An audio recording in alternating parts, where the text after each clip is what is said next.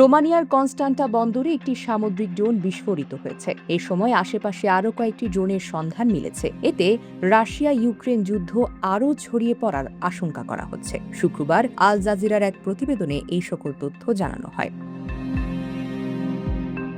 রোমানিয়ার প্রতিরক্ষা মন্ত্রণালয় জানিয়েছে, স্থানীয় সময় সকাল 10:30টার দিকে ড্রোনটি নিজেই নিচ থেকে বিস্ফোরিত হয়। ড্রোনটি একটি তেল টার্মিনালের কাছে বিস্ফোরিত হয়েছে, তবে এতে কোনো হতাহতের ঘটনা ঘটেনি। রোমানিয়ার স্বরাষ্ট্রমন্ত্রী রায়ে তারাফাত বলেন, বিস্ফোরণের পর বন্দরটি খালি করে দেওয়া হয়েছে এবং কৃষ্ণ সাগর উপকূলের বাসিন্দাদের নিরাপদ আশ্রয়ে যাওয়ার জন্য সতর্কও করা হয়েছে। এ সময় জাহাজের খোঁজে হেলিকপ্টার নিয়ে এলাকাটিতে মহড়া চালানো হয়েছে।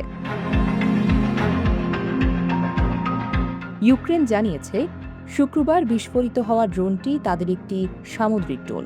এটি রাশিয়া ইলেকট্রনিক জ্যামিংয়ের মাধ্যমে প্রতিহত করে, যা পরবর্তীতে রোমানিয়ার বন্দরে গিয়ে বিস্ফোরিত হয়। ইউক্রেনের নৌবাহিনী বিষয়টি নিশ্চিত করে বলেছে, কৃষ্ণ সাগরে অভিযানকালে আমাদের একটি ড্রোন শত্রুপক্ষের ইলেকট্রনিক যুদ্ধ ব্যবস্থার প্রভাবে নিয়ন্ত্রণ হারিয়ে রোমানিয়ার উপকূলের কাছে এসে পড়েছে। ফেসবুকে এক পোস্টে রোমানিয়ার প্রেসিডেন্ট নিকসুর ড্যান বলেন, চলতি সপ্তাহে রোমানিয়ার সমুদ্র উপকূলে দ্বিতীয় ঘটনা।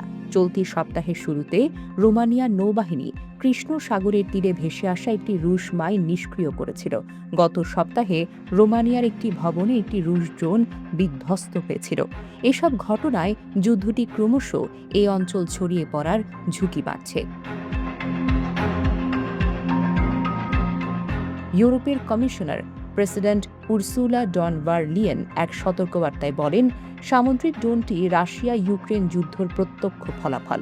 এটি আমাদের পূর্ব সীমান্তের দেশগুলোর জন্য ক্রমশ একটি সরাসরি হুমকি হয়ে উঠেছে। উল্লেখ্য, ইউক্রেনের সাথে রোমানিয়ার 650 কিলোমিটার স্থল সীমান্ত রয়েছে। দেশটি 4 বছর ধরে চলা এই যুদ্ধের মধ্যে অসংখ্যবার তাদের আকাশসীমা লঙ্ঘনের তথ্য জানিয়েছে। এসব ঘটনায় তারা সাধারণত রাশিয়াকে দায়ী করে, আর এগুলো আটকাতে ন্যাটোর কাছে সাহায্যও চেয়েছে দেশটি। Desk report, recap news.